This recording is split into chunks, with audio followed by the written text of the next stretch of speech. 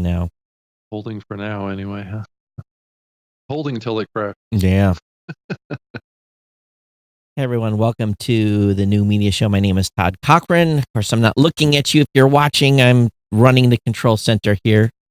And as you can see, we have 3 today. So Yes. if you're watching, if you're listening, there's 3 of us here. First, I want to say hello to my co-host, Mr. Rob Greenlee. How you doing, Rob? I'm doing terrific, Todd. It's great to be here again. And got a terrific guest joining us. Thank you. Are you going to do the introduction, or are you going to make people that are listening guess?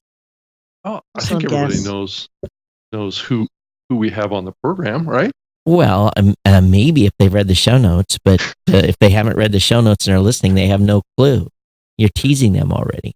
I know I am. We're fantastic to have Jessica Kupferman with us from She Podcast Hello. Live. So welcome back to the show. You've been on the show. So I have, and it's super fun. Thank you so much for having me. Right.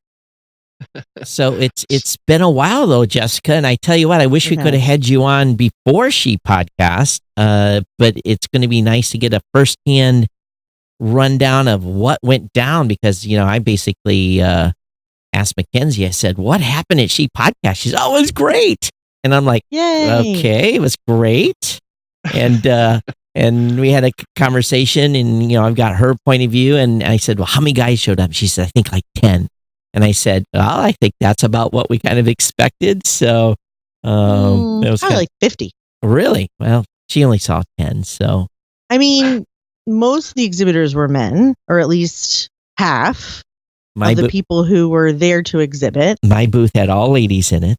Your booth had all ladies. I mean, there were some that had all ladies, but like Libsyn had 2 guys, Flicka had a guy, Resonate had a guy, Buzzsprout is all dudes. It was a pretty good amount. And then there are some women who brought husbands for, purse schlepping and that kind of thing. Like they wanted to bring men to, I guess they either needed assistance or to keep them company at night or whatever. So It was a pretty good amount, I think. Okay. But it was mostly for the ladies, so we're not supposed to talk about the guys anyway. So what tell me, we already know the Genesis story. You guys did a fundraiser. Mm-hmm. You guys raised the money to get the event. And then I was blown away by the number of exhibitors you had. I thought that was wow. So totally. You still have your hair. So I do. It's a little grayer. This is freshly dyed hair. But I've been gray a while. But yeah, no, I mean, I'm actually quite glad that we didn't talk right before the event, because I don't recall seeing any fresh air or anything above my laptop for 3 weeks ahead of time. So much so that just because I didn't know what I would be doing on the fly, and I didn't have as much time. There's a lot of stuff that I wish I didn't realize how little time I had until September when I got home from FinCon. Then I was like, holy shit, it's 4 weeks. Oh, can I say that? Yes, you can. It's 4 weeks away.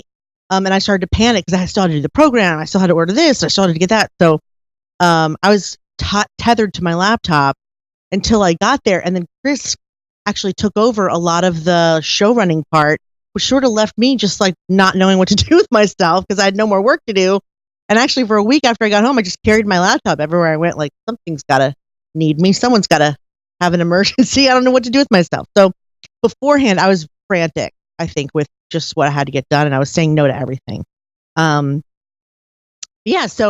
we had about 25 to 30 sponsors, not including those that paid to be in the program, and we had about 650 registrants for attendee-ship, and then about, I think, showing up about 550, probably about 100 people either couldn't come or didn't come, or I could have miscalculated.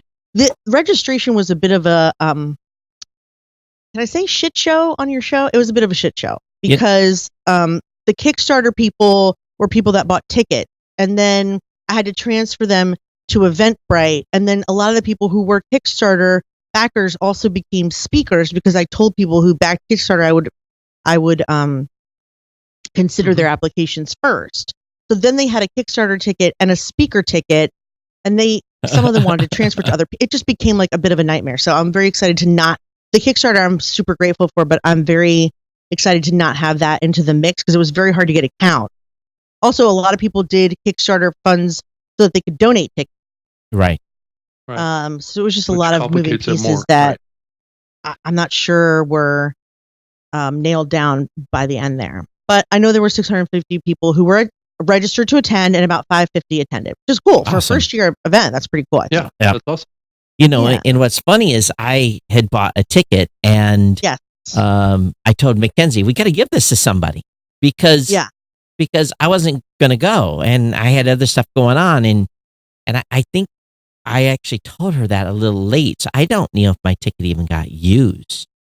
So, I mean, if you kept getting emails telling you what was going on during the event, then I'm going to go with no, because it meant that I had you registered as an attendee. Oh, then I think someone got the ticket then. Okay, well, that's good because those emails dried up. So good. So she found a home for it. So that's the main thing. Yeah. That's excellent. Yeah. So yeah, I mean, it was wonderful. I mean, I wanted to provide a place where people could learn about podcasting in an environment where they felt like they could, either vent or talk about what they were going through or talk about what was preventing them from launching. I really wanted to provide a space where they felt heard and where there would be no one. Not that men aren't wonderful; they're wonderful, but I think in a co-ed space, women can be a little intimidated to ask questions. They don't want to seem dumb. They don't want to seem silly. And so in an all female space, there's more likely that they'll speak their truth. I know there's a lot of woo-woo statements there that are unlike me, but yeah, I felt like they would speak their truth more if it felt like a safe environment. And also I felt that the programming was a little more female centric in that it talked about, motherhood and femininity and, feminine leadership and allyship and supporting women through podcasting and things that you wouldn't necessarily find at other shows. Right. Well, I think you guys succeeded, and 550 is a great number. Yeah, it was great. Right. It was hard to enjoy while I was there. Like, I'm enjoying it more now seeing the B-roll because I couldn't be everywhere and I couldn't see it the way I was supposed to see it. Like, I think also when you create something like that, you walk around, I mean, if you're me, certainly, you walk around keeping mental notes of what you would do differently. And then that stuff sort of sticks. So, for example, like we were in the lowest level of the hotel and I felt like I really needed to, I don't like basements ever, really. Like, I'm not a basement person. So, I felt like I was stuck in a basement and I was like bothering me the whole time. Like, there's no windows, there's no sunshine. Get me out of here. Yeah, that's the way that hotel is, though. You don't really kind of. It's dark. Right.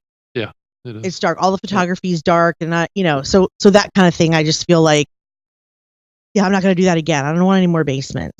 But so anyway, it's all I could see. So like, you have to kind of like, it's good to have somebody videotaping us so you can go back and be like, oh, look, that was nice. Look, they said something nice, and look, they're having fun, because you can't see it when you're there. I don't, Yep.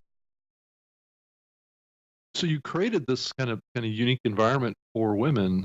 Do you think that the women that attended this really kind of took advantage of that opportunity and really kind of went off in this direction that you were hoping that the event was going on? I mean, did that actually happen a lot?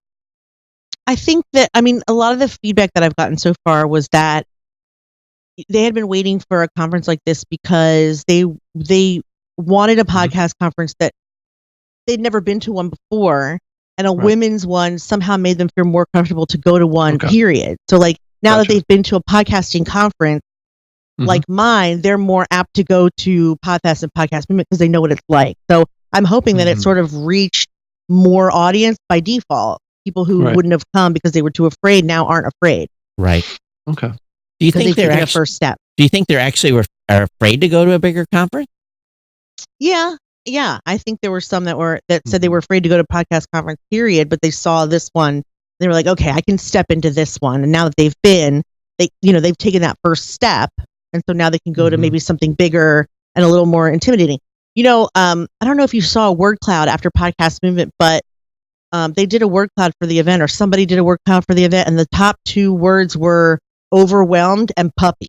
And Chris was like, oh my God, that was my event. Oh my God. And not to say anything about their event, but it is, the big ones can be very overwhelming. And if you're new and you're introverted, it can also be scary. And like, I think the other thing I heard a lot about is I had an introvert extrovert party, and a lot of the women were like, she gets me. I'm so excited for this, because a lot of podcasters in general are very introverted. And I think at bigger conferences, the social times are for extroverts. You have to go to a bar, it's very loud, there's music, you have to shout. If you're not in the mood for that, you're sort of excluded. So I had little introvert buttons that they could put on their lanyards. They could tell people like, I'm introverted, back the hell up.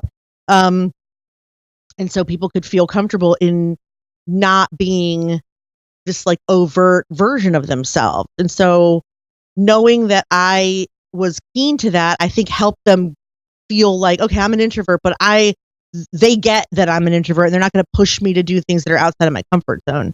And now I'm hoping that once they've done that, they can go be themselves. You know, it's not like men or co-ed conferences are like, you have to be an extrovert all the time, but maybe there's this underlying pressure to make the most of every moment. And sometimes that means be social when you don't feel like. Yeah. You know, that's for everyone. They're not just women. And I think I tend to agree. I think that the bigger events tend to be very, very highly social.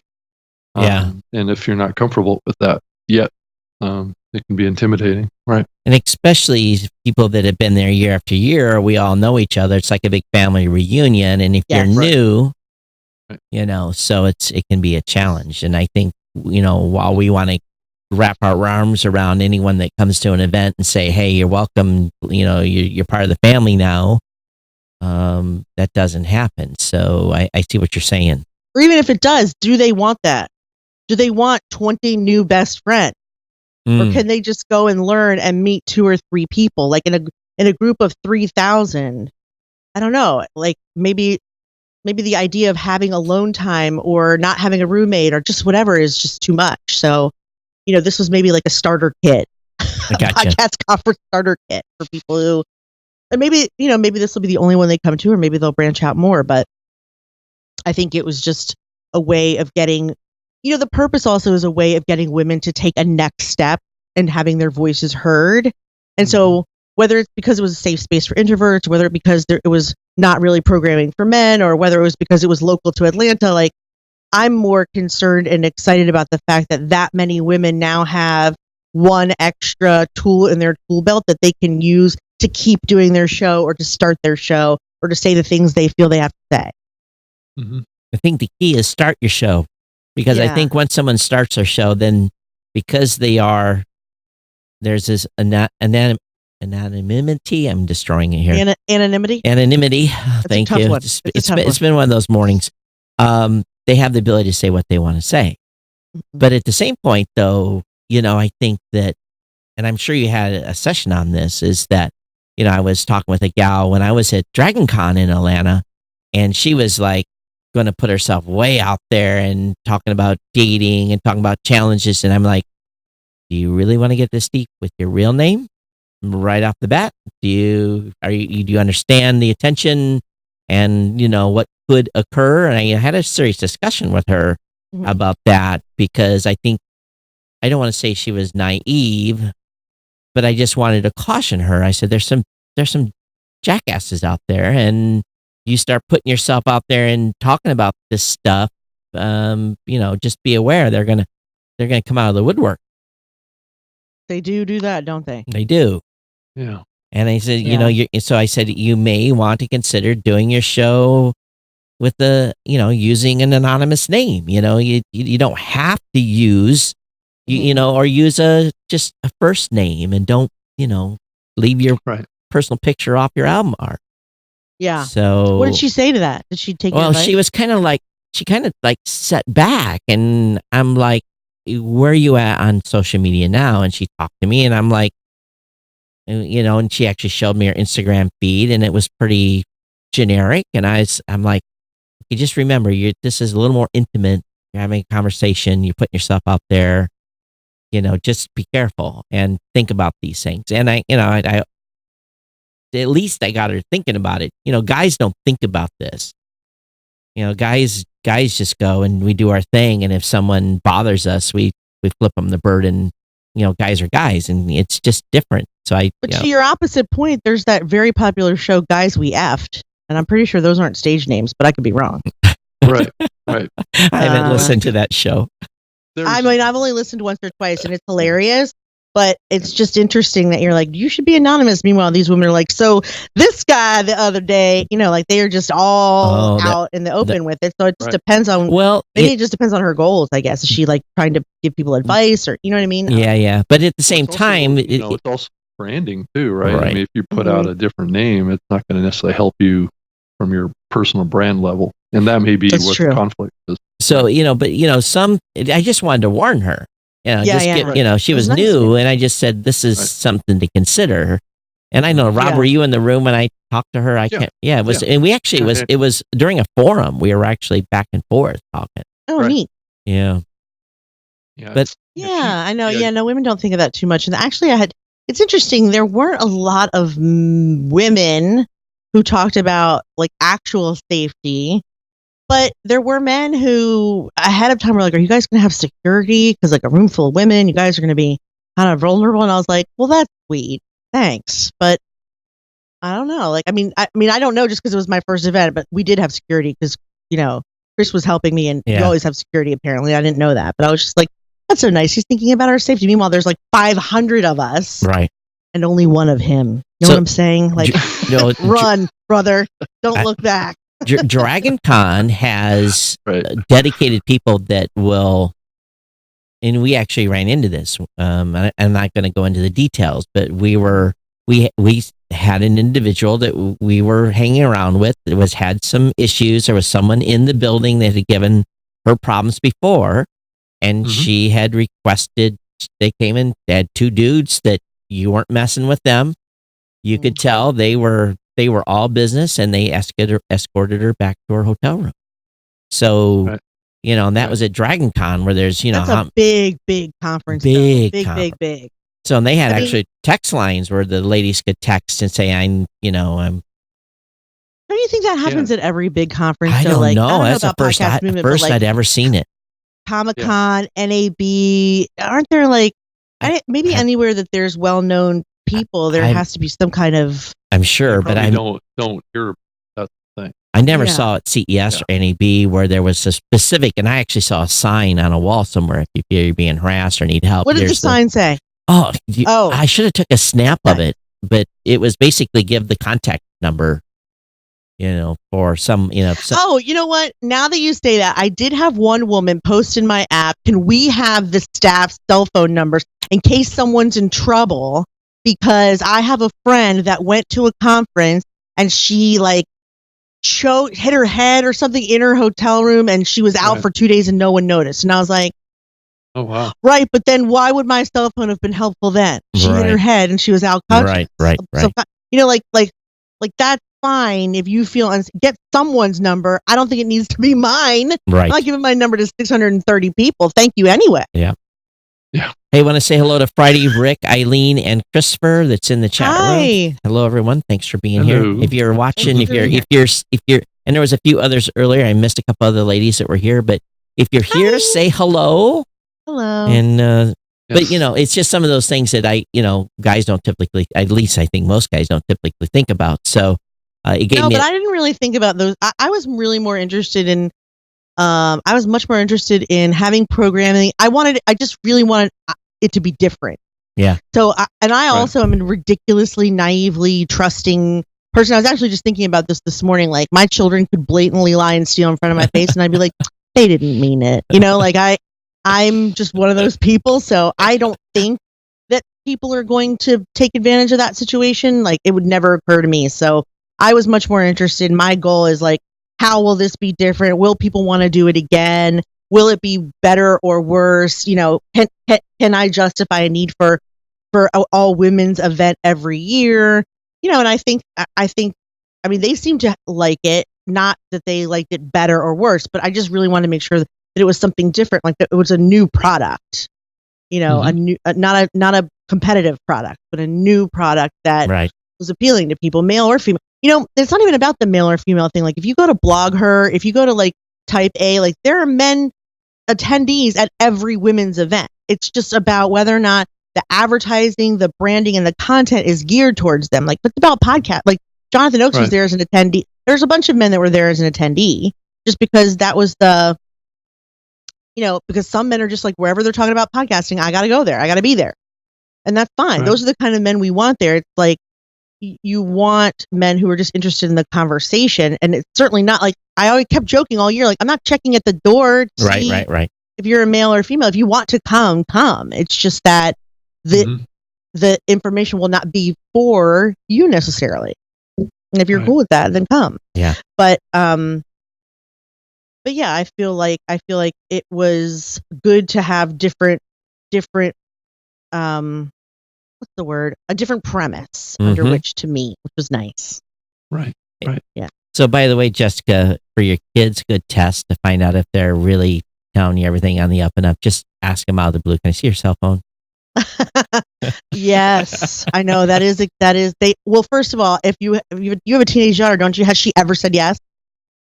They should pretty much always say no. Daughters never want to show you what's on the phone. Right. And no, my second daughter was quite the handful. She still is. So it's yeah. If she's watching, yeah, they never want to. Even my son, who hides nothing, would not want to give me his cell phone for whatever, just because they're afraid you're going to mess something up. But no, actually, when they were kids, I used to say, if you're lying, it shows on your forehead. So my son would be like, Mom, I have something to tell you. When he was little. They're so dumb. I love it. Sean, Chuck, David, thanks. Welcome to the chat room. Thanks for saying hello. Hello. Does anyone have questions like in the chat about the conference, like how it ended up or what I plan on doing? I don't know. Like I'm asked similar questions over and over, but I find that on shows, like, men who interview me often ask, like, why did you do it this way? And do you think it was worth doing it this way? So that's why I'm trying to. I don't even think that question ever came to my mind. I thought it was a great idea when you guys came up with it. You run She Podcast Group for years, and it was just a natural extension. Why not? Right. To me, it was like, it was good. Beauty Bubble on YouTube says, I'm really looking forward to this discussion. So, oh, thanks. Thank you. Well, Todd, are you going to come next year? My team, I asked Mackenzie, I said, should I go? And she did this. She said, she's protective. That's, and for those of you that don't know, is I got the downward look. No, she didn't say no, because she knows she can't really say no, but she made it known that no, you shouldn't be there. So you're not the only male-owned, like Interview Valet only sent women, PRX only sent women, but they're women run. But there are a lot of companies that are run by men that only sent women. So I mean, that's I'm saying doesn't matter for the conference, but I think your employees probably appreciated that. Yeah, and here's the thing too, is I want them to come back and give me their perspective from I don't want to be there tainting the waters. I don't want them coming talking to me. I want them to talk to them. You are a special flavor. I bet you taint a lot of water. Well, okay. I want them. The key is I wanted them to come back and tell me what they got out of the event, what they thought, what the conversations, because people are going to. They're coming to the booth. They're going to talk about their issues, their challenges. They're going to tell stuff Mackenzie and Lena that they wouldn't tell me. And at the same time, too, I have a very diverse workforce, and I want that to be. Well, I'll be honest with you. I want people to know that. I want them to know that Blueberry is just not a bunch of guys. Yeah. I mean, that was a smart move then.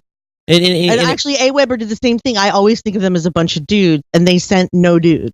Yeah, but it actually is It's actually helpful.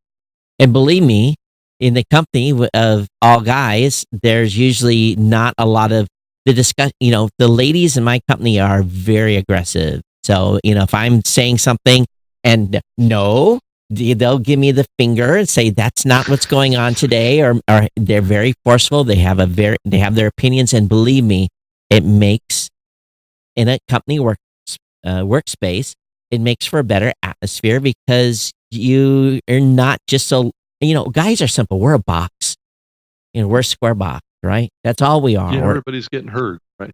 Everybody's getting, and so, and it goes back to the podcasting thing. This is why I'm so excited about so many women coming to podcasting. Matter of fact, I think there's more women coming into podcasting right now than guys. I think we're on a upswing of women coming into podcasting, which I hope so. I think we are. And But go ahead. Finish your there is a but to that too as well. There So is. I think that A big butt.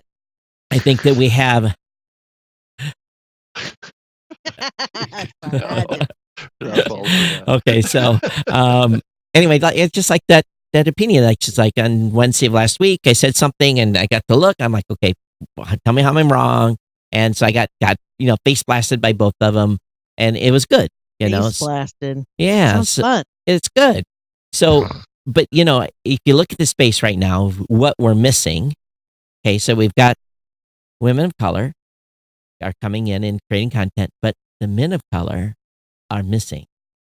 They're there, but the diversity wise, I think it's a pretty small number right now. it's a small number of men. And I actually a gentleman that was at Texas PodCon. I gave away 2 hours of free consulting, and just by luck, I drew the single. The one of African American dude of guy. color? Yep, it's there, and so Great. him and I are going to have an ongoing That's series awesome. of conversations, and there's other groups that are missing too in podcasting. But I think that what we're, but let's also think about this too. Podcasting in the very beginning was more open to LGBTQ plus all those other acronyms in the early days than any other medium because there was no gatekeepers. They could come in and create content. I just had an email from one of the old school OG. It was Fausto. Do you guys know Fausto Barros? He sent me an email. They're getting some stuff moved around. He led that group of LGBTQ in the early days, and I think that this is the beauty of podcasting because there's no gatekeepers. All groups can come in. So, what was your but? Yeah, so there are gatekeepers, and now that we've been nice about my conference versus other conferences, I'm going to go ahead and trash a few. So. Not really, but because, I planned my whole conference with Chris Kermithos, and we're like brother and sister now. But I'm very sad and disappointed that I actually had to have my own women's conference in order to learn how many women podcast producers and editors there are. I didn't know half the women were editors. And why is that? Because we don't get to hear them speak. Because the same dudes are asked to speak at every single conference. And Greenlee, I'm looking at you, brother, but also Dave Jackson, but also maybe you, Todd, but also Daniel, and also, Evo and Mark and every guy that's in, that's considered, there are tons of women that are equally, if not more qualified to speak about podcasting than, I'll just say it, especially me. Because I'm probably the worst podcaster out there, and I'm a marketing. I'll talk about marketing all day, but don't ask me about content. Don't ask, I'll sell it for you. But I had to Skype my own editor just to show me how to work my mixer. I don't know anything about it. So yet I'm asked to speak a lot, and I'm not saying I mind, but I'm saying there were 120 women. I filled a whole conference with just women, 40% women of color, and yet. Who's keynoting PodFest? Right. Dave Jackson. Freaking, I love him, and I've said this to his face. So I don't want you guys to feel like I'm blasting either Chris or Dave Jackson because they're two of my best friends. But what more could he say that he hasn't said that someone else could say just differently? It's not about And in Chris's defense, he's like, people love that talk. It's always full. So if it's not broken, I don't fix it. I'm like, right, but the fact that you're not fixing it means that it's broken. Yeah, and it is broken. I typically don't keynote, and I've been keynoting at some other events outside of podcasting, and I have a whole different message to share. Yeah, I've heard Dave's story enough. I don't even go to his keynote because I've heard it. John Dumas, Lewis, who I can think of 10 women off the top of my head that would be not more dynamic, but just different. Yeah, and guess what it's going to do too? It's going to draw the ladies to come to the event to hear the ladies speak, and we have to understand that podcasting is not a, even in the early days, Rob, if we go back to 04, 05, the first conferences, even though there was fewer ladies at those events in the early days, I think like there was almost zero. Yeah, it was small. Still, the ones that did show up, I felt were. Of course, I'm with Guy's perspective, so maybe we can Still find. interesting. I think that we were all very open to having. I think we're glad to see the ladies, even in those early days.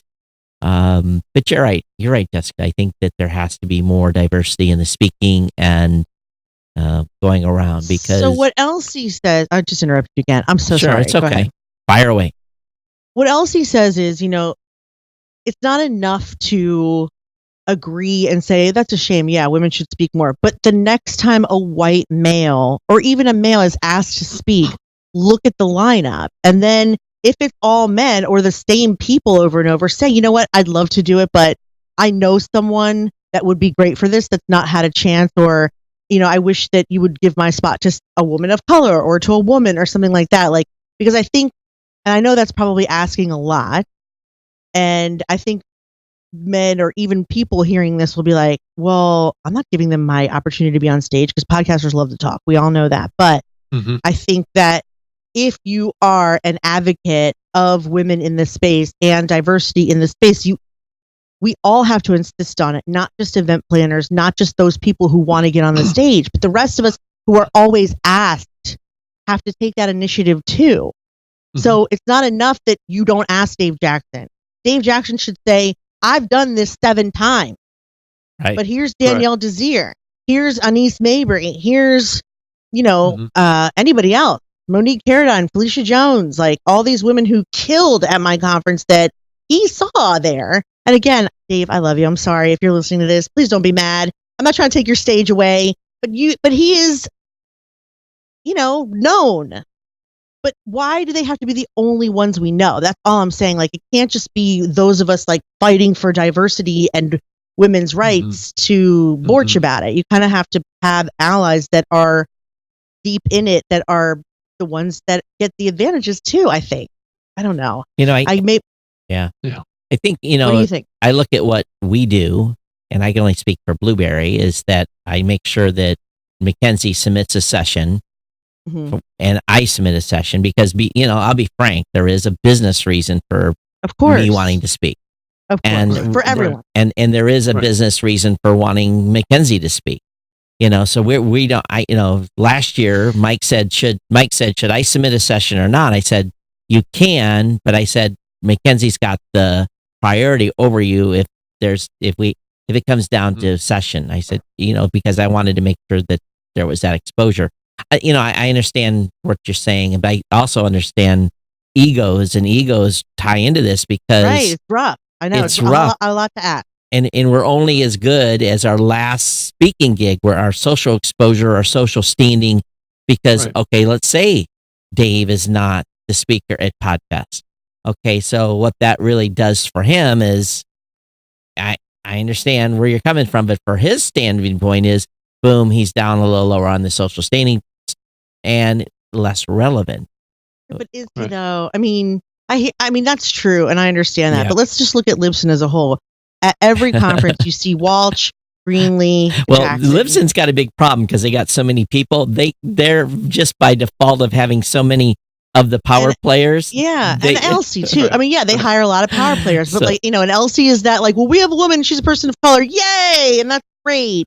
But also, do all the speakers have to be from Libsyn if you have all those power players? Well, can you recommend someone else to talk about? I mean, I know you need at least one, and I know you need at least one from Blueberry. Like that's a different scenario because you guys, your companies have to stay relevant. But as an event planner, not just myself, but Chris or Dan and Jared, like, can you look at the content without? I don't know. And I know it's tricky because of sponsored spots. Yeah. I think next year what I might do is have a whole track of sponsored spots, because there were a lot of sponsors that wanted spots that I didn't want to give to because they were either like Dave, for example, who applied, and I was like, I'd love for him to speak because he's great. But, maybe I could just say, well, if you sponsor it, you can be whoever you want. And Rob, I don't care. Didn't you lose a spot at Podcast Movement because you moved to Libsyn? You couldn't, there was too many Libsyn guys in the mix. Right. So I think Dan has really created some balance, at Podcast Movement for specifically on this topic. He's good about it yet. And I think it's definitely been moving this direction for a long time. And I think it really is all about balance. I think you have to create balance on the stage of who's speaking, but I think we have to be careful about leaning too far one way or the other, because it can be, I think it's just creating balance, right? Let's create equal opportunity for the whole medium to present. And certainly I agree with you, Jessica, that there's a disproportionate amount of opportunities given to a small group, and that's what needs.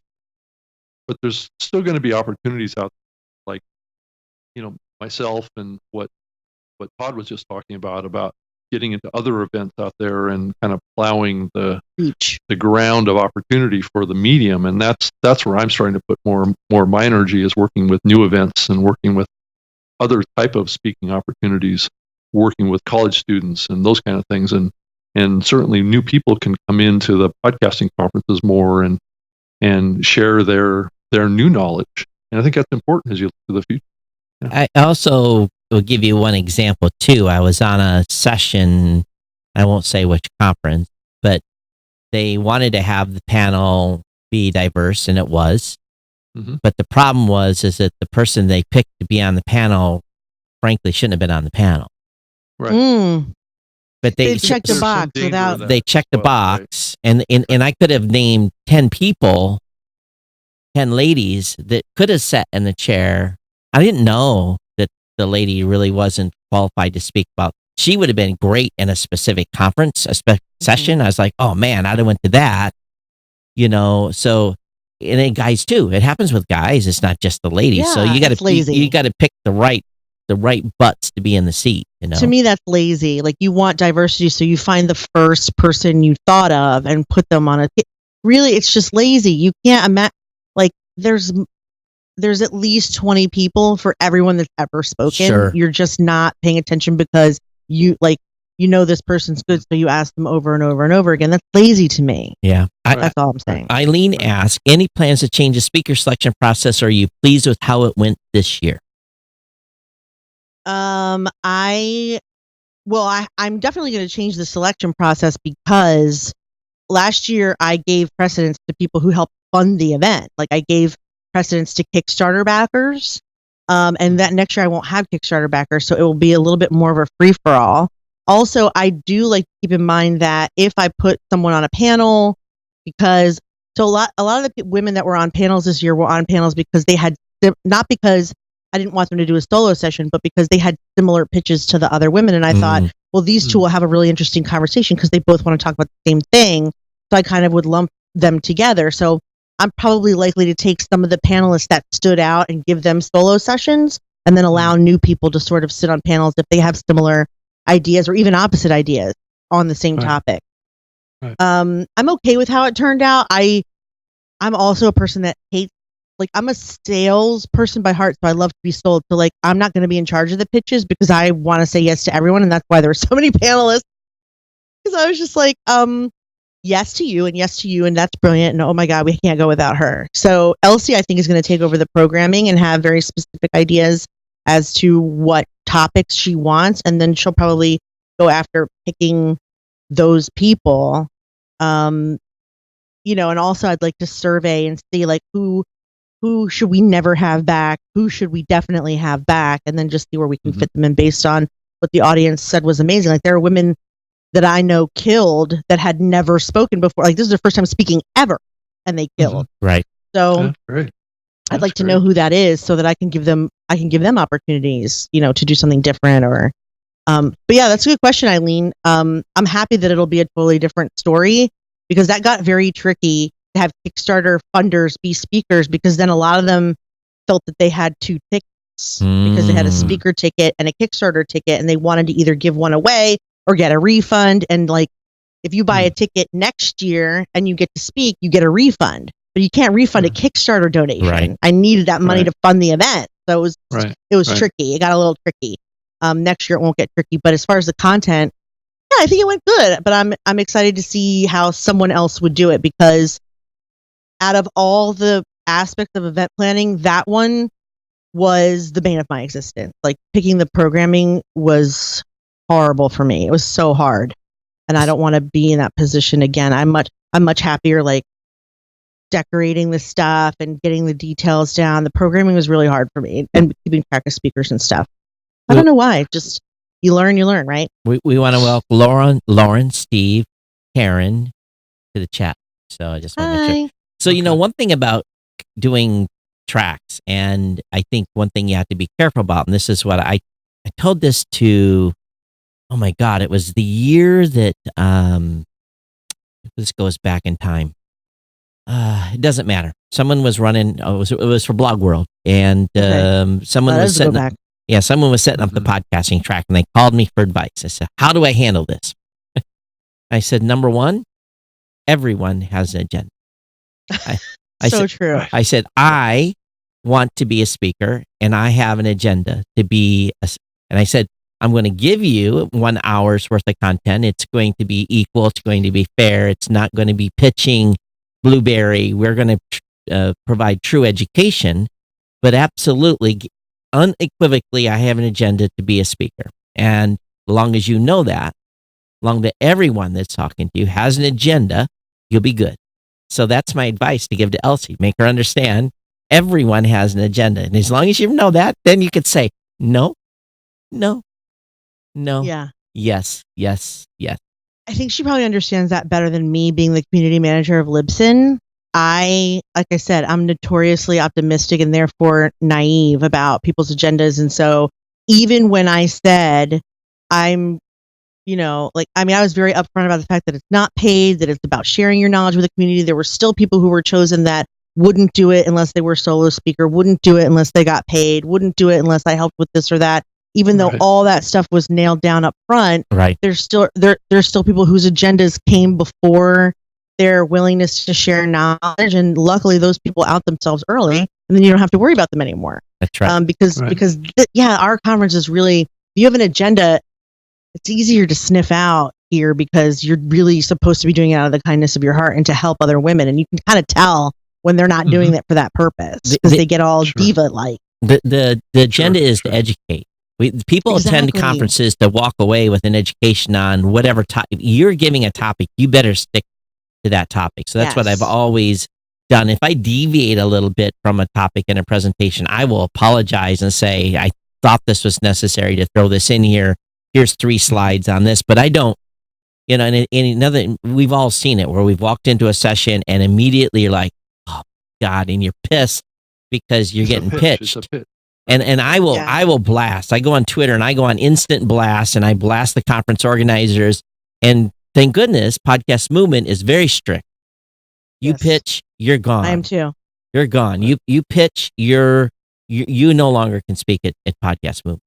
So I'm very lucky in that the app that I use allows speakers to upload documents. So they couldn't pitch during their presentation, but if they wanted to offer a free workbook or an opt-in or something, like they could upload it for people to download later. And that'll be part of the virtual ticket, is whatever little doodles that they created for the attendees, because I think that's a good balance. Like, it's not like I don't want them to have business. It's just that this isn't the place for it. Get a booth. Right? Get a booth.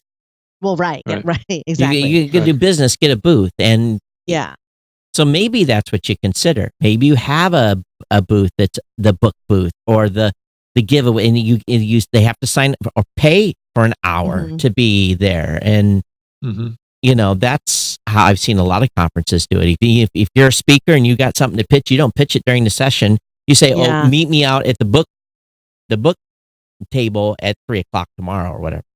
I've been noticing women's conferences have a sponsor track. Like it's interesting. In other words, if you are a sponsor, just know you'll be offering content. It's mandatory. Well, which I think is interesting. But if it's a sponsor track, though, I'm not going to this event. I'm not going, even as a sponsor, I don't want to go there and pitch Blueberry. No, you would still have content.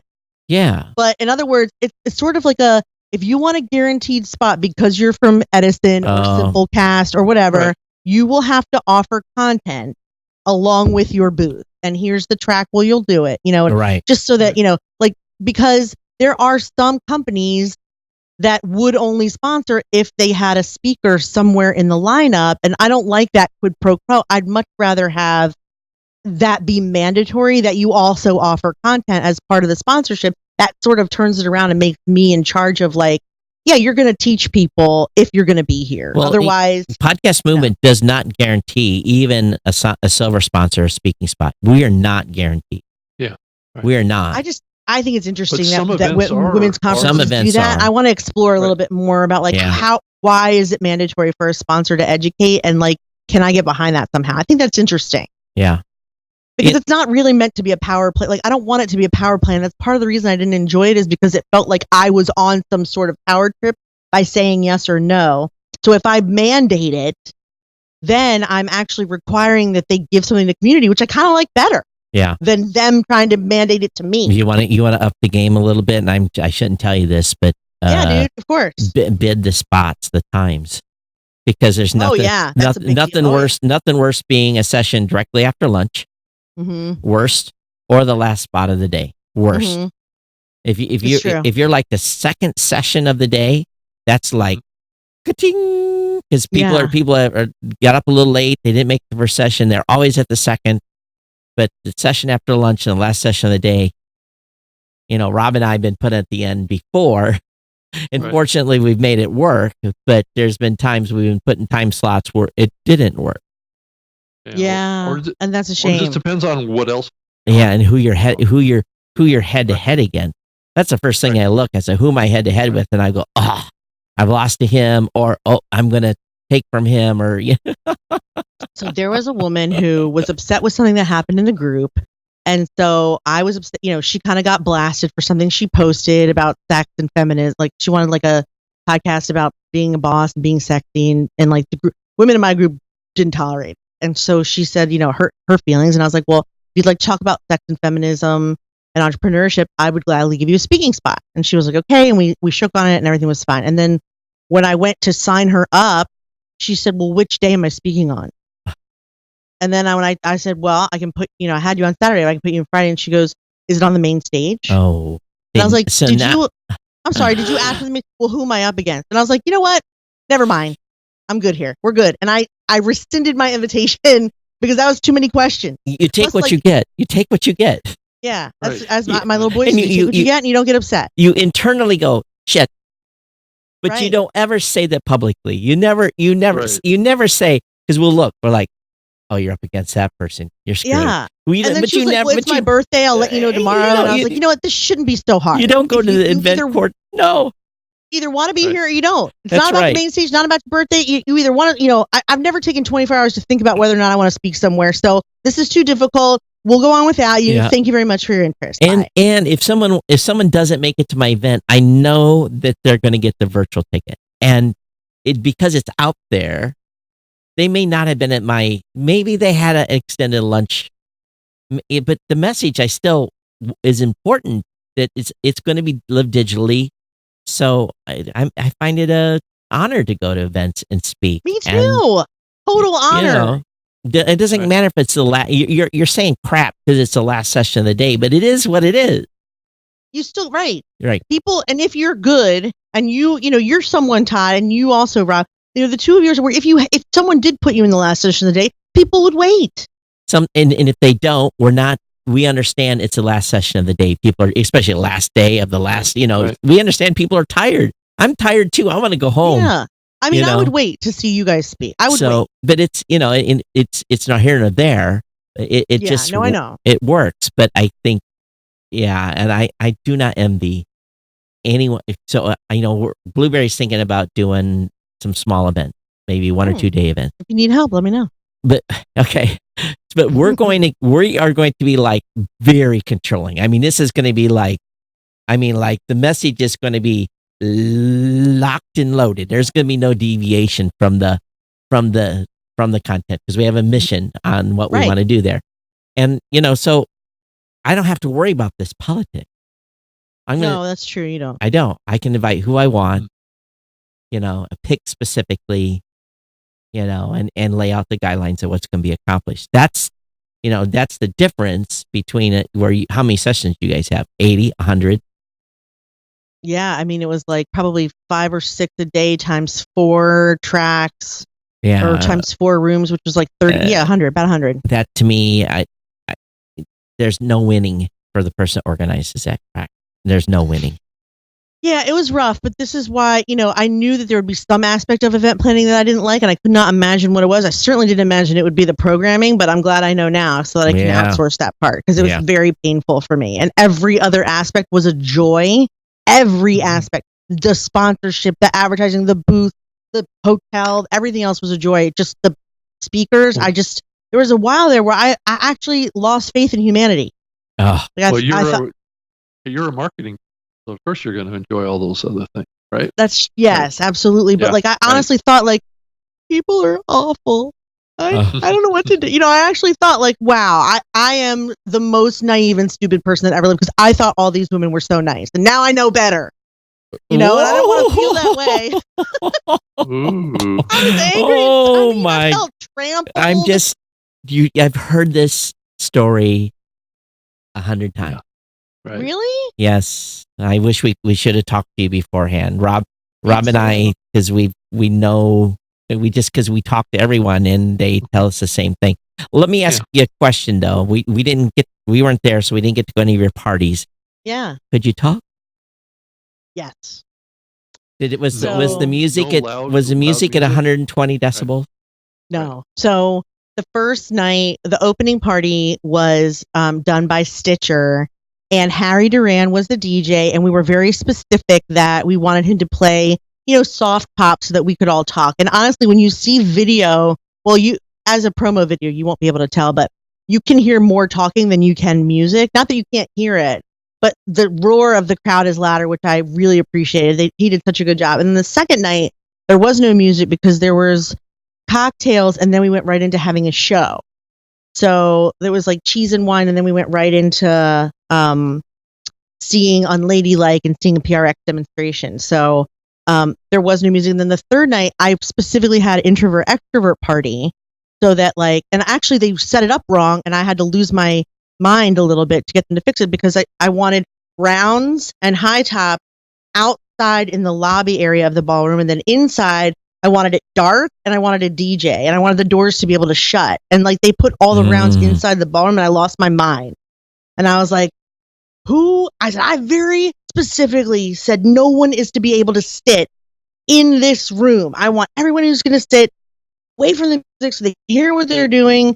And so, yeah, that worked out. So we moved it all, and it worked out really nicely because when you see the video, you can see the people, there's a lot of people outside, and then a lot of people losing their mind doing karaoke and dancing with blinking head crowns. The Libsyn brought light up headbands for people. It was hilarious. So it worked out really well. I will definitely do something like that again. We'll all split it up because it was nice to be able to see and talk to people when you were done dancing your pants off.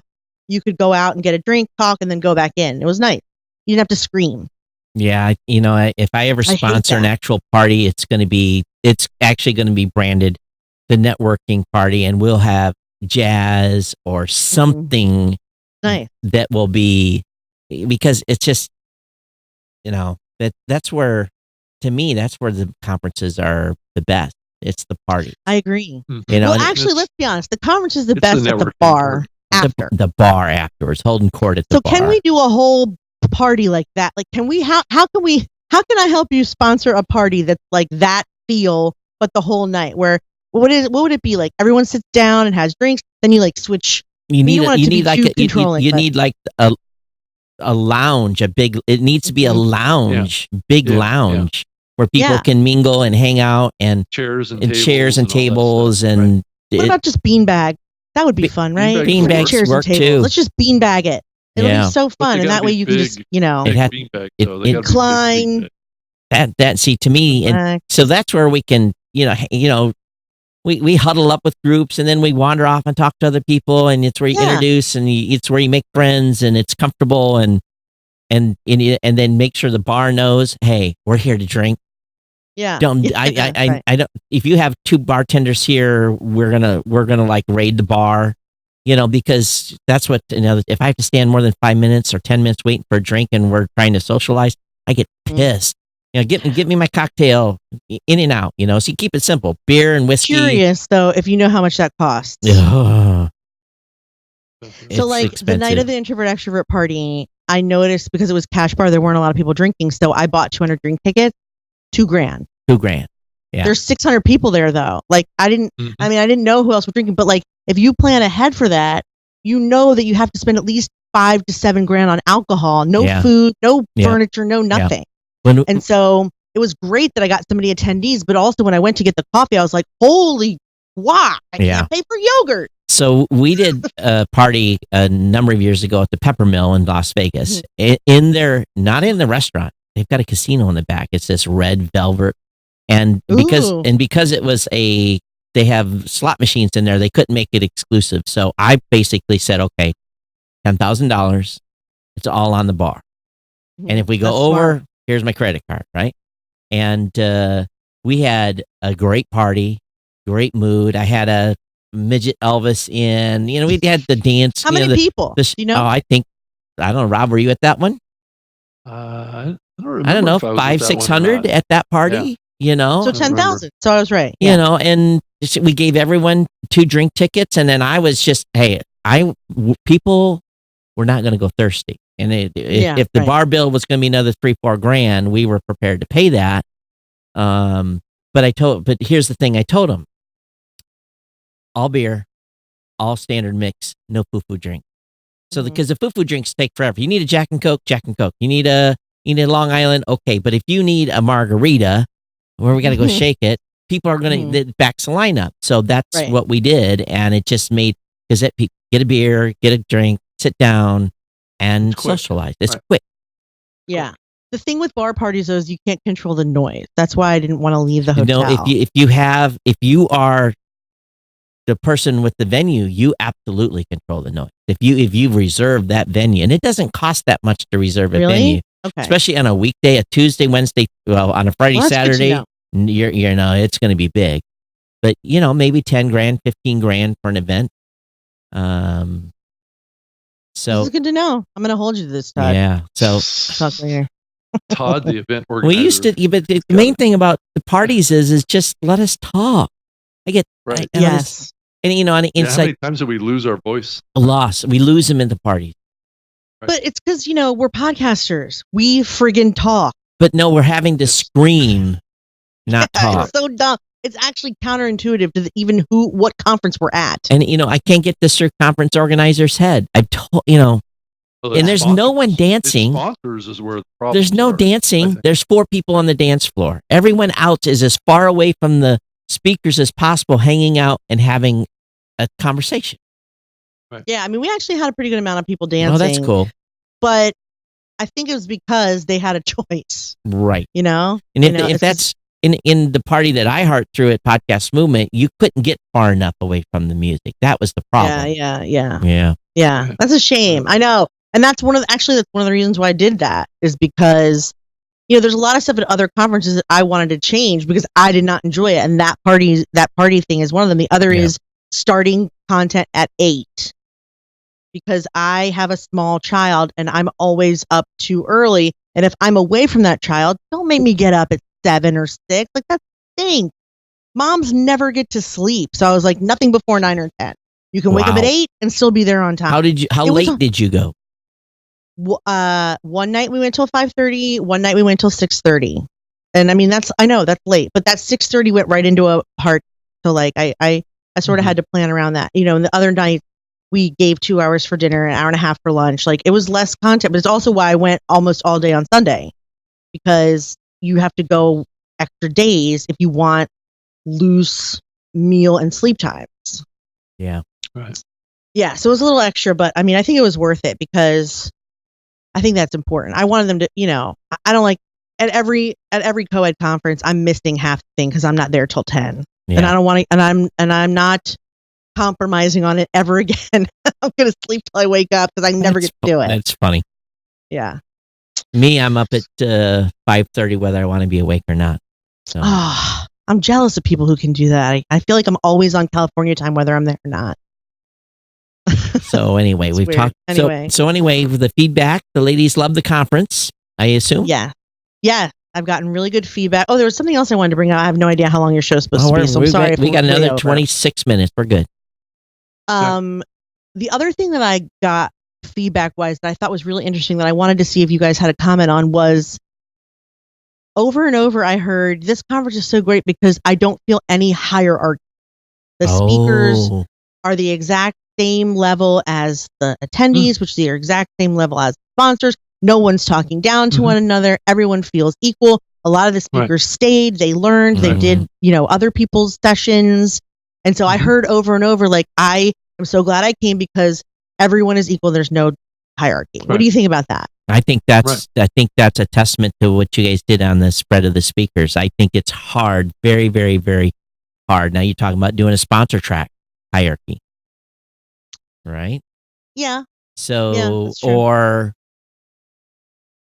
I think hierarchy comes. I hate that word too, because in the end, what are we doing today? We're creating a podcast, right? We're independent podcast creators. Yeah, we've been in space, but we still, all of us, can't really avoid hierarchy entirely. No. At PodFest, the first year I went, it was the first time I ever saw a conference with a VIP room, and I have to tell you, I loved that hierarchy. Yeah. You didn't like it? I was so excited to have hierarchy because I could just sit with all the people that were my level and not have to interact with people who were asking me the same questions about which host to use. I was I was in heaven. I haven't run an event. There'll be no VIP. Oh, really? Well, I had it, but it wasn't really used. I guess because there was no hierarchy. It wasn't really used because also there was like barely water in there this time for some reason. But I like that they said that, but also like I'll have a sponsor room. Not a sponsor room, a speaker room where speakers can go in and meet with their group beforehand. But I'm never again, going to evening party, had a roped off VIP area. You are a company sponsoring event and you have a VIP area and you're like, to me, it's separating like, people. For those of you listening, I'm rubbing I'm doing the like an uppity up motion here with my nose.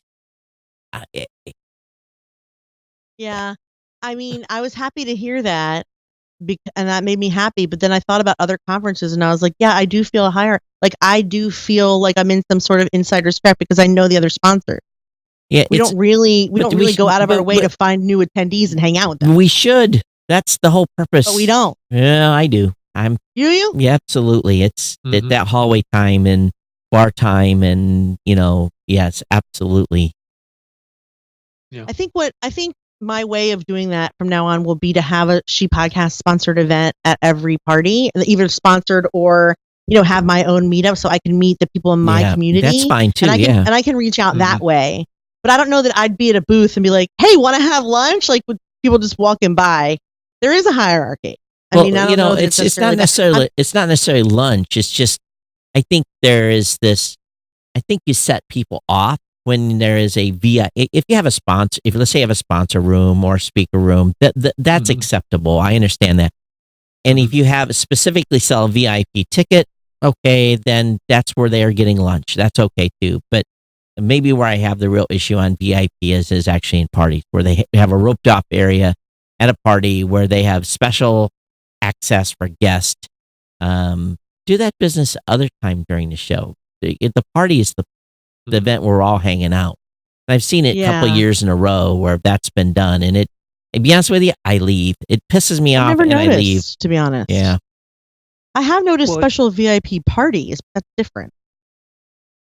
You gotta, listen, if you're having a separate VIP party where it's a non-publicized event, that's cool. Do what you want to do there. But I'm talking about like it's the party for the space for the event, and then they have the VIP area. I don't know. I don't know, Rob, what do you think?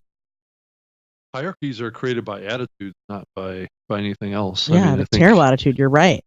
Yeah, I think there's going to be hierarchies in perception, and I think that, if I think about, Todd, your and I's involvement in this medium, we don't approach this medium from a perspective of hierarchy, but I think what's happened to us is because, so many people in the medium know us, right, that there is this kind of hierarchy that surrounds us. That's true. But it's not, it's not that we have attitude about it, because I'll talk to anybody. I don't create hierarchies. No. In my own normal daily functioning. But I think people perceive hierarchies, definitely. I think too is just recently, and actually, I started doing. I haven't done this in the past. I haven't done calls. I haven't set up like open times to talk to podcasters, and this is just something new for me. Just because I've been so in the guts, and I thought made a decision. Maybe it's time to start getting a little more one-on-one times. And I think what I'm finding is podcasters are like, I can't believe I'm talking to you, and I'm like, you could have talked to me anytime. Yeah, I hear that all. You could have talked to me any time, and so that's their own personal. Well, no. It's real. So what it made me realize is, have to be more accessible. And it's true. They're and I'm accessible, but people don't perceive that I'm accessible. Right. Exactly. So so as an event planner, how does one prepare for that? So for example, I could get rid of the VIP ticket and everyone could pay the same price for a ticket. And maybe the solution is, there were a couple companies that asked me if I had an industry price. And I thought, what if I did it that way, where everyone is an equal attendee, but then if you're at Blueberry or Libsyn or Authentic, you pay $200 more per person. Do you hate that idea? Usually I sponsor, so I typically get a couple of tickets with I don't care. Right. What about you, Rob? I mean, like, if let's just say you were going to my conference totally on your own and you bought your own ticket, would you pay $200 more because you work for Libsyn? Or would you make Libsyn pay for it? I expense that anyway. I think that it could be expense and it wouldn't be a big deal on that perspective, but I'm not sure what's really being accomplished by doing that. Here's what I think. What I buy for, if I want to pay more money for an event, most of these events are not doing a good job of helping us get lunch. So if you've got lunch and I can pay an extra $100 and get lunch and get a box lunch. Oh, that's a great idea. Then I'll pay the extra money for the box lunch. So I can go in and get the food, sit down, eat, and get back to the booth. It's all about convenience. I know convenience and time. That's a great idea. Pay by food. Yeah, that's where I would pay That's extra. One of the things that I really regret. I really, really, really wanted to be able to afford food or a Sunday brunch or a dinner. And after 300 people, it became not feasible. No, so you charge, if it's, you're going to get the hotel or the event's going to charge you $30 a head, you charge 50, you add that on to how many of your days. Food pass. Or in that room, then there's drinks and there's cookies or, A food pass could be an extra, say, $150 a day. And that way, every meal, because I never saw, this was a fancier hotel, but I never saw one meal that wasn't lower than $38. That so hotel, you make something on it, it would cover everything. That's brilliant. You're a brilliant, brilliant man. And that hotel is not, and that hotel is, even though they have big conferences, you stand in line, and I waste 30 minutes in line. I want to go in and grab my food, eat, and then get back to the business at hand of the show. That's so smart. That would cover breakfast, lunch, and oh my God. Thank you. I'm not so worried about breakfast, lunch, not dinner, just lunch. But even breakfast, for me, the breakfast is tough. Like if I paid for breakfast, I don't, because that Starbucks line is a bitch too. I go to waiting in line at that coffee place. If if you're even remotely running late, if it's close to 9, you're not getting a coffee until 9:45. Let's be honest. Right. Well, I definitely go to, and that's what you offer in the lunchroom. Your breakfast, so you have coffee in there, so they can get coffees. For me, it's breakfast is I'm usually up and I go to breakfast before the event, but every person is different. Some people are like you. You said you're running. You're getting up at 8:30 and you got to be at the thing at 9. So you don't have time. I'm a freak though. I forego breakfast for sleep. So I'm cool with that. But people I think would pay to be fed beforehand, so they wouldn't have to think about it. Like you said, Rob, convenient. Or I think a lot of big events have food in the speaker rooms and have food in other places that caters to specific groups of attendees. But I think having that available to sponsors and things like that is really helpful, because there's times when I just eat all day. Right. Yeah, me too. All day long. Yeah. So, right. Or better yet, Jessica, have them so they'll bring the box lunch to the booth. Right. Oh, that's true. Yeah, because I, like Rob says, sometimes they don't even get to leave. Because Now, if I were to- during lunch, guess what? During lunch, they're all at my booth. So key is to have the lunch staggered so that it's during sessions and during lunch, so that you can. So we'll run and get food during the sessions, and then Yeah. I don't want it to be like a served thing. It would have to be just available between like 12 and 2. right. Yeah, I agree. That's so smart. Thank you. That's so helpful. I appreciate But that. and that I would pay for. I would pay extra for, even if I'm a sponsor and you had we're going to have lunch and dinner each day. I would pay for that just to avoid having to go stand Me in line too. somewhere. I would totally pay for that Yeah. too if I was a sponsor or a speaker, to not have to leave the hotel. In fact, I didn't see sunshine for 7 days while I was there. I didn't leave once. And some hotels are better than others. That hotel's not bad for getting No, it's food. nice. The food was great. But when you're there for Dragon Con, it's a mayhem. Yeah. Yes, I think I'm going this year because the guy who does the digital marketing track was there. Yeah. And we met and he asked if I would maybe apply to be on a panel or two. So I applied. We'll see. Charles, is that who you were talking to? Yeah, Charles. Yes. Charles. Yeah. Yeah. And Charles and I have done some post talk after Dragon Con, and Rob and I both talked to him after the event. But I think he's going to split the track, and he realized the naming last year was not as it impacted negatively. So I think he's going to be making changes. Right. Good guy though. Yeah, he's a cool guy. Yeah. Hey, well, I'm hard to miss in a women's conference because he's like 8 feet tall, like you, Rob. Let's move on and talk a little bit about your thinking about next year and where and when and how maybe it might change. Have you been doing some thinking on that? Yeah, I've been doing a lot of thinking about it. So we actually were in talks with a hotel before the event, and it fell apart like the day before the event started. We were going to do Baltimore, and it fell apart because there's this thing where like some of the AV crew in certain hotels are unionized, and the pricing gets a little crazy. So we try to avoid. Yeah. So So their final bid for AV was $62,000, and we choked and then laughed and then declined. But we are bidding out hotels in a bunch of different cities right now, and I'm hoping to have it in the next week or so. I have to do site visit, but I have found 4 hotels so far, one in Memphis, one in Nashville, one in Charlotte, one in Minneapolis. And we are still bidding out Pittsburgh and Philadelphia. Everything in Washington, D.C. was too expensive, and Phoenix, Arizona, too. So at this point, it's really more about which hotels and cities will give us the date that we want, not what city it is. I would love, like, next year, I'll have the luxury of picking a city, I think, and then, like once this is done, I'm going to start looking for 2021. Because if you don't, you end up with hotels that you love that just don't have, like the Marriott Marquis, the one I would love to have done it in the same hotel. But I think the only reason we got that hotel in the first place 6 months ahead of time is because they had a cancellation. Because they're full, and they're full for the next like 2 years, and that's So I need to plan ahead. If I do want to go back to that hotel for 2021, I sort of have to book them now. So I'll know better next time. But so yeah, we're looking to do any city that can do either the first week of. And that's the other thing is this time of year is getting tricky. Like first week in November is DC Podfest. The middle of October is Sound Education and Work It. And do I want to compete with them again? Do I care? Or, I could go for early December. I don't know of any other podcast conferences that are the first week of December. I don't know. I mean, the first week in November is great. Like that seems to be free, but that's also my little one's birthday.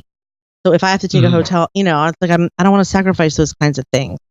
As far as how it will be different, Elsie and I have thrown some ideas around, like a, what's the word? When you are, rejuvenation track. So there were a lot of women there who, like when we did a survey, some of them wanted to learn monetizing, some of them wanted to learn editing, some of them are just going to meet people and hang out. So maybe a rejuvenation track would be yoga classes, meditation, confidence exercises, I don't know, like spa days and, something that could be more about feeling good Spa day? Yeah. Well, I mean, I don't know how we would do that as far as a track, the whole spa day, but like, I don't know, maybe like cosmetology or estheticians or, like figure self-care, maybe some more education on how to feel good on a daily basis because podcasting is such hard work. So that was Yeah. her idea, is to have a rejuvenation track or even a networking track where, all of the sessions are about interacting with one another or social or, you go on trips with one. I don't know. I mean, I noticed that there's two types of women there, those who are diehard learning and those who are there because they just love being there.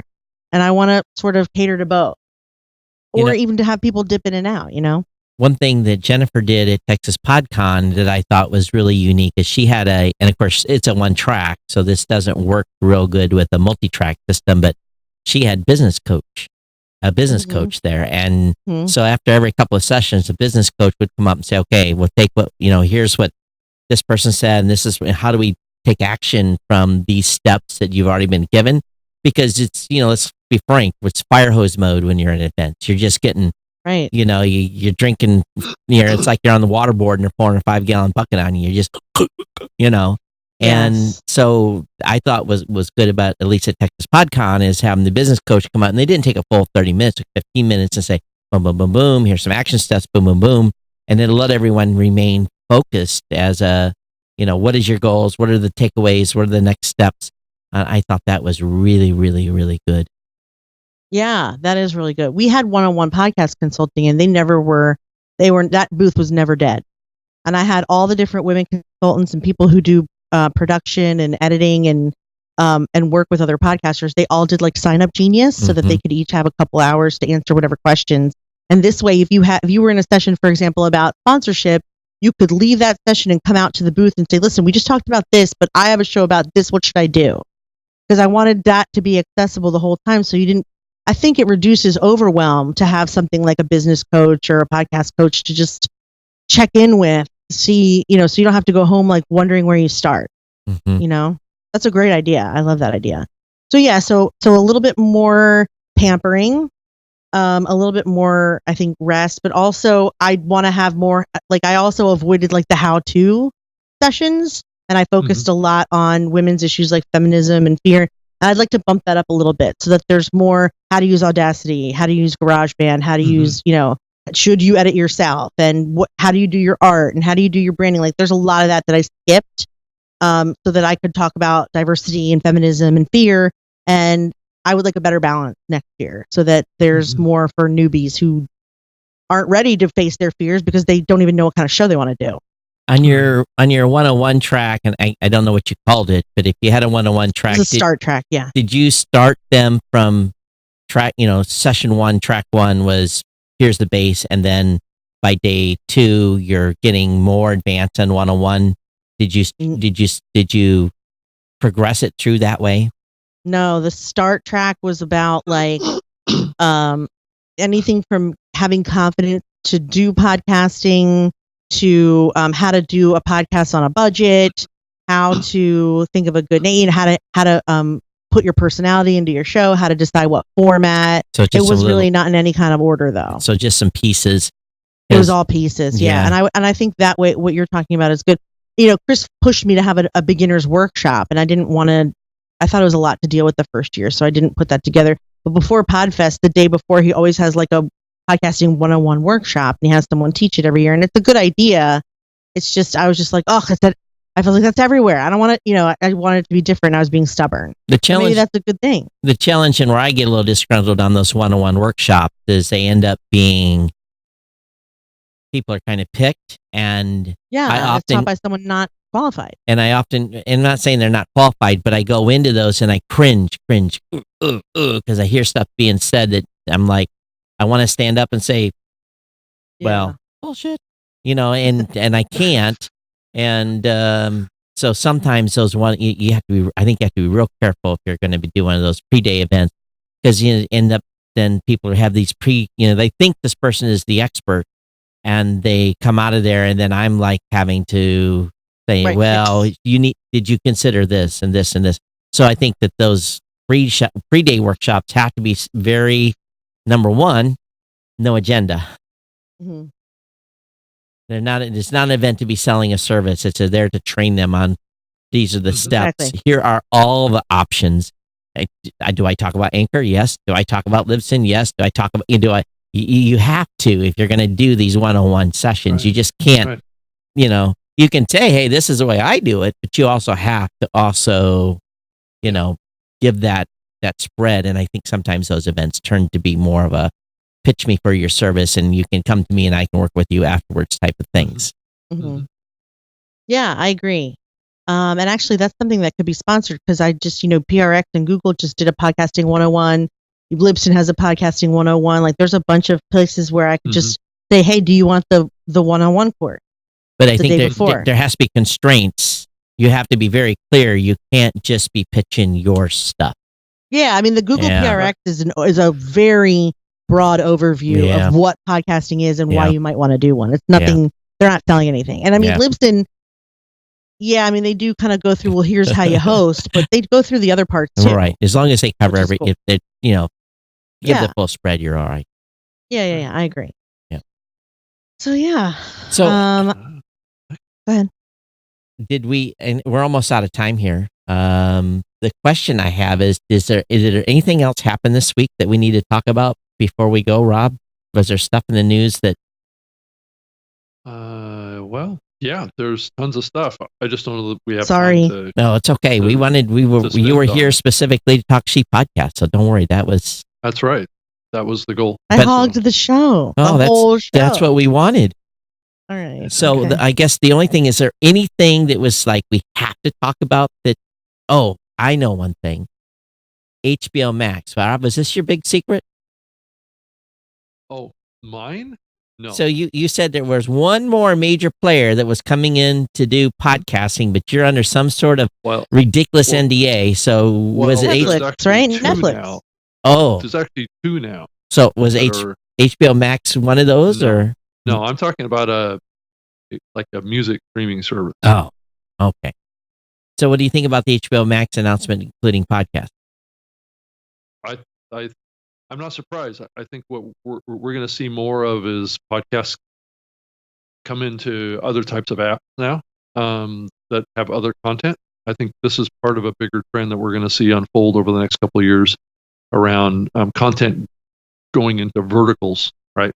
So podcasts will be more part of like sports apps or part of TV watching apps. Will be more part of, it'll probably be in the Netflix app for too much longer. Well, Netflix announced an original show series with Spotify. With Spotify, but there's no reason why they couldn't make those a part of a subscription service in Netflix, right? Yeah. So I think podcasts are going to start going into these proprietary platforms more and more. I think is part of the evolution of this medium, right? Yeah. Yeah. So, Jessica, was there anything that popped up on your radar this week that you thought was interesting?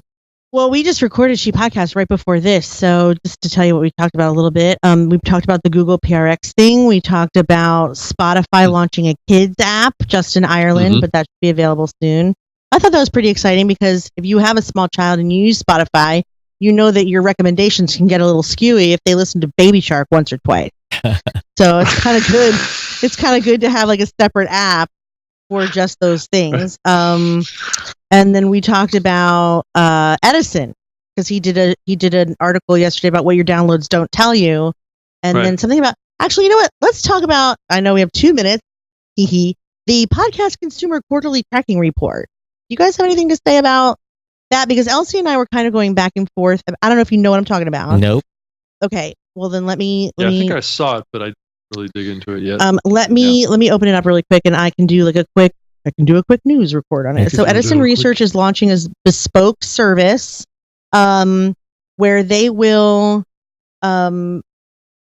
provide Edison's renowned measurement and analysis expertise to aid in the continued market development of the podcast space. So they are launching a product designed to serve the ongoing needs of leading podcast networks, which means you will get the report will provide charter members with a reliable and regular checkup on the audience, what they're listening to, and the relative reach and awareness of the leading podcast network. Each quarterly report will also track demographics, content preferences, listening behaviors, and other custom measures determined in consultation with charter members. Charter membership is $10,000 per quarter. And so we were talking about, Allison and I were talking about, like, do you need charter membership? Is this the kind of thing that people, need to pay for? Is this are they doing like a hiding of, she sort of feels like they're doing a bit of a hiding of information. Like, you either pay $10,000 for the information or you don't get the information. But I'm thinking you probably do get the information, just not on your own. You get like Infinite Dial and Share of Ear is broad. But if you want specifically who's listening to Blueberry versus Libsyn versus, all the other ones, like, you got to pay for that. And I think, and yes, they have a monopoly, but isn't it the same as the IAB, where you either get to be part of the governing body and you pony up or you don't?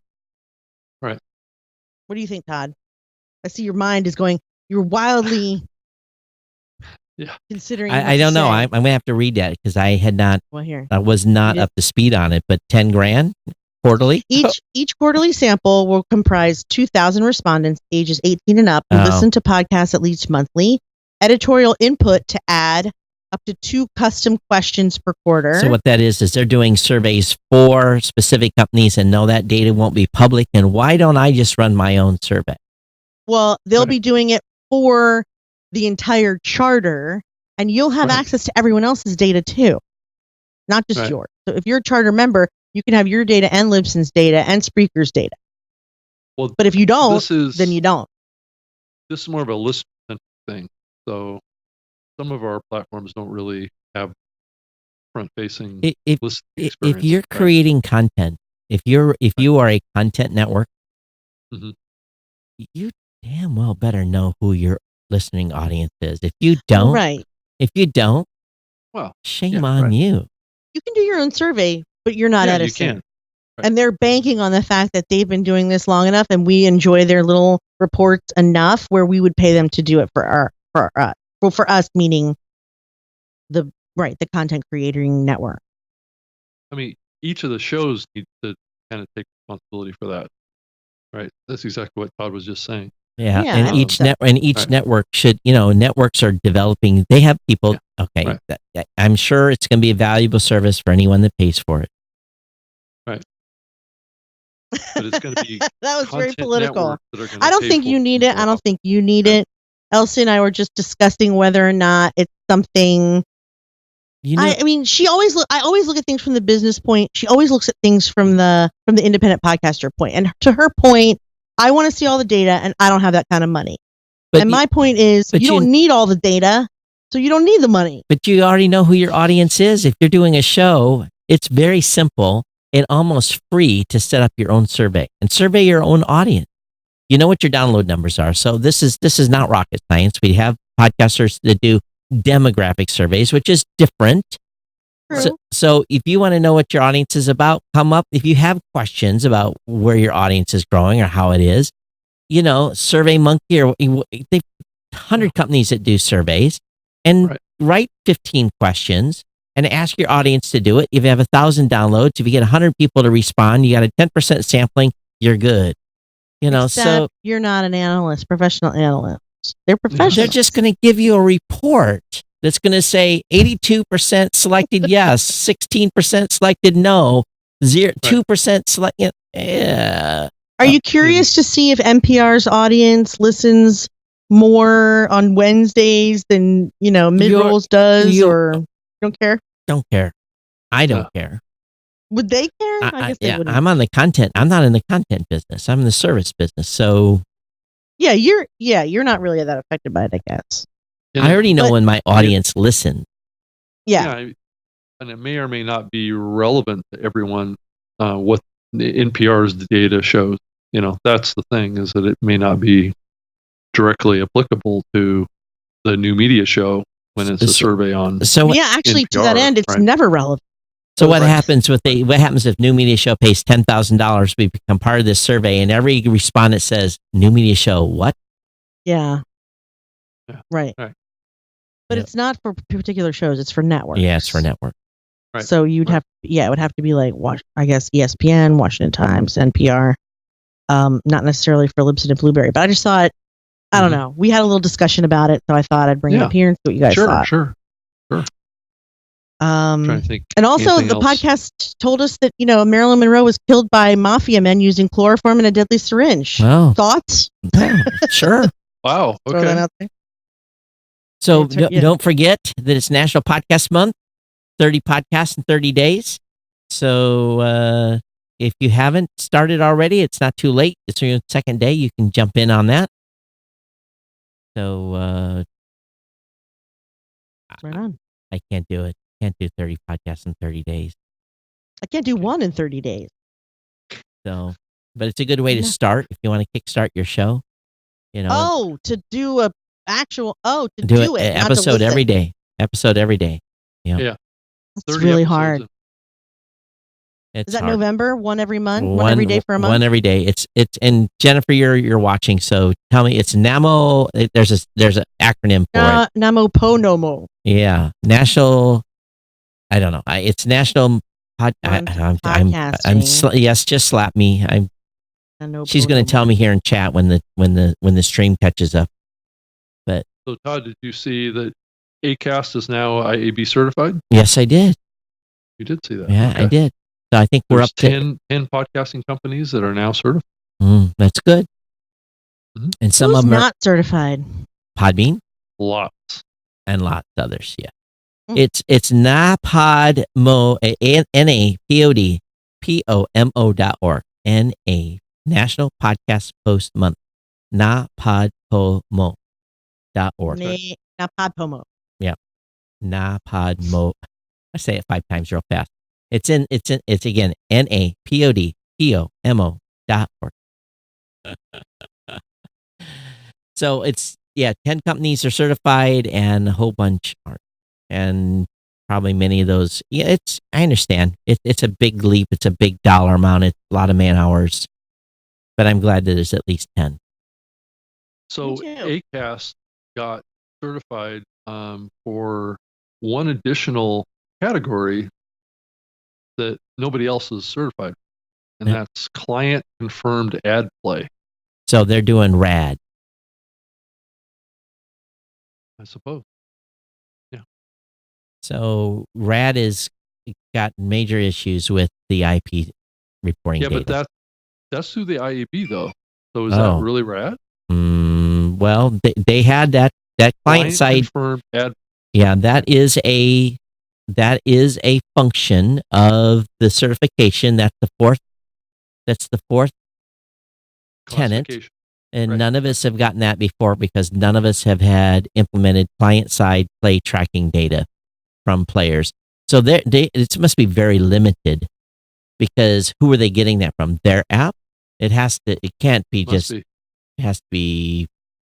Okay, it says here, client confirmed ad plays counts ad that was able to be prompt a tracking beacon for the client when the file was played. So, RAD. Is that like pixel tracking? I don't think so, but I'm going to be asking the IAB for some clarification on that because it was supposed to be the client side data from the client player from the podcast app.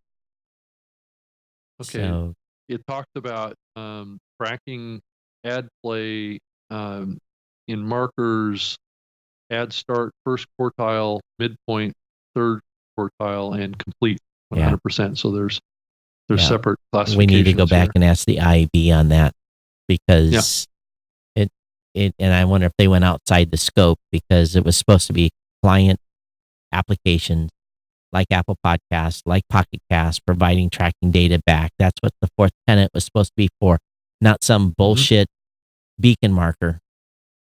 And if it was, they need to list which app.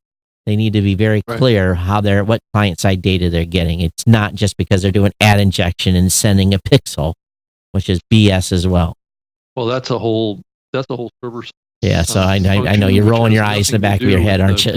Speaking of shit show, well, because I'm on the advertising side, but as a podcaster's point of view, I hate that all of this whole mission is about measuring downloads for advertisers, and I wish they would just I don't know. I know they need measurement. I know they need like ROI. It was about leveling the playing field for however you wanted to use the data. It doesn't have to be just for advertising. It's just frustrating because there are, it kind of the dynamic. I am of the personal opinion that dynamic ad insertion and the more we strive to measure listenership and success, the less we focus on what's great about podcasting, which is it's just something like the host influence and the way that we can sell and be enthusiastic about something and pass it on to our listeners, which then generates sales. Like quantifying it, I feel like it's sort of peas in my cornflakes a little. Yeah, I understand. That's why I'm rolling my eyes. It has nothing to do with I am smart enough to know why it's important. It just kind of like it ruins like the beauty of why it's effective. And you're focusing on what's beside the point, I think. And I think what you find is that the major networks that are out there, they are after millions of downloads and billing those against a CPM, and maybe they're from radio. I get it. Maybe they're throwing in some podcaster influence, but that is definitely not the focus. Well, and that's what makes it a completely different animal, which is why when regular podcasters measure themselves up against those shows, they feel disappointed because it's not even the same animal. It's like comparing yourself to NBC. The problem the problem is that social media, social influence, podcast influence has always been, and any of these influence campaigns have been subjective, and that's the problem. And advertisers don't like subjective stuff. So some do, some get it, some will run campaigns, but it's just a fact that we live in a world where, the Kardashians can get $1 million for mentioning a toothbrush, and if I mention the same toothbrush, it's worth $0, and I reach. Not true. I would be very interested to know what toothbrush you use. Okay, but I hear what you're saying. I know what you mean. Yeah. So Todd, I did see another little column here with this client confirmed ad play, and it says supported for activity using the Acast player in a compatible environment. So it's just the Acast player. Makes sense. And they said player, not app. Right. Oh. All of us could have done so anywhere, that, right? Because we all have our own widget players. Right. And and we have play tracking we're actually going to start that reporting for the player. But I think they got it wrong, Rob, because this was supposed to be for client app, not for podcast player app. Very good discovery. I'm turn that over to Angelo, and he will run that to ground Monday. Well, I think it's the only way that they right now. That's the only way. Rad is not. Rad is not actual thing, right? I mean, it's. But this segment of web play, we went real long here, but the segment of web play traffic is, I called it my Nimi, small. We look at all our web traffic and we look at our player traffic. It's tiny, but it does tell a picture. It does, and maybe over time it becomes a little bit of a larger sample that you can extrapolate across. It's just part of the story. It's part of the marketing story. Right. By the way, people that come to my website and play the app, play the show on the website, they listen 68% of the way through. That's right. That's it. Right. Yeah. Okay. That's the game. Yep. I'm Todd at blueberry.com. Jessica at shepodcast.com. And Rob? I can be found on Twitter at Rob Greenlee, and then you can send me an email, robg@libsyn.com if you want to reach me. And of course, he's got 25 other prior addresses that are dead, so make sure you use the robg@libsyn.com. Yeah. Some of them are, not all of them. Oh, so you're still getting access to your email over at your prior employer? No, I'm not. Okay. Actually, my email is Jess. Now that I think about it, Jess. And Twitter at Geek News. All right, everyone. Thanks for being here. Hope you had a good time. I know live people did. Thank you so much for having me. And we had Rick and Eileen and Jennifer and all the team, all the folks that were on live today. We appreciate it. And those of you that are listening to the show, send us your comments. And yes, we will be back here next Saturday for another edition of the New Media Show. Everyone, take care. We will be. Are you going somewhere? I'm going to be up in. Wait, let me see. I'm going to be up in Vancouver. Okay. At the Vancouver podcast. We won't be doing a show next Saturday, but we will be live at at the Digital Hollywood. Digital Hollywood. And who are we having the as guests? 14th. There we On the 14th. 14. And Yeah. who are our guests?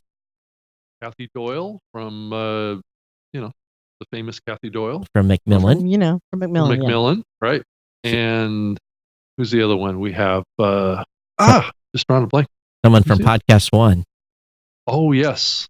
Mr. Morris, the CEO of Podcast One, is going to be there. That's going to be fantastic. Oh, Todd, I also noticed that Norm Pettit be on our panel down at Digital Hollywood, just to let you know. Wow. So, anyway. That's some exciting stuff. Oh, that's going to be real exciting. All right. Thanks, everyone, for being here. Thanks for being in. Boy, we are going to have some shit to talk about after that event. All right. Thanks, everybody. Thanks for being here. Right. Thank you. Letting us be a little freer with our voice today. We'll see you next time here on the New Media Show. Everyone, take care. Thank you, Jessica. Yep. Thanks, Jessica. Thank you.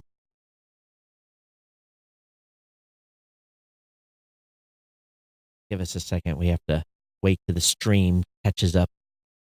No problem.